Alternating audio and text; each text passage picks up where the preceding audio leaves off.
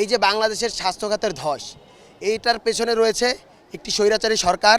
আমি সরকার বলতে চাই না তাকে, একটি স্বৈরাচারী সন্ত্রাস। যারা আহত রয়েছেন তাদেরকে প্রয়োজনে হলো গিয়ে সিএমএইচ অথবা যদি প্রয়োজন হয় বিদেশি নিয়েও যদি ভালো ট্রিটমেন্টের দরকার হয় সেই ব্যবস্থা, উন্নত চিকিৎসার ব্যবস্থা তারা করবেন। বৈষম্যবিরোধী ছাত্র আন্দোলনের পক্ষ থেকে আজকে আমাদের হেলথ টিম, কেন্দ্রীয় সমন্বয়ক বৃন্দদের একাংশ, একটি প্রতিনিধি দল ঢাকা মেডিকেলে এসেছে।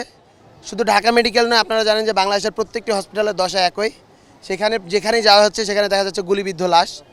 অন্যান্য রোগী যারা রয়েছেন তারা থাকতেই পারছেন না, তাদেরকে যেতে হলো গিয়ে কম ইমার্জেন্সি, তাই তাদেরকে অন্যান্য জায়গায় চলে যেতে হচ্ছে। এই যে বাংলাদেশের স্বাস্থ্য খাতের ধস, এইটার পেছনে রয়েছে একটি স্বৈরাচারী সরকার।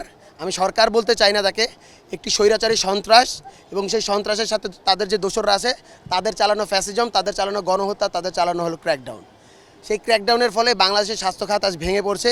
কিন্তু আপনারা জানেন যে আমাদের নতুন যে অন্তর্বর্তীকালীন সরকার গঠিত হয়েছে তারা বদ্ধপরিকর। তারা বলেছেন যে এই যে যতজন অসুস্থ হয়েছে, আহত হয়েছে এবং যারা নিহত হয়েছে তাদের দায় রাষ্ট্রই নিবে।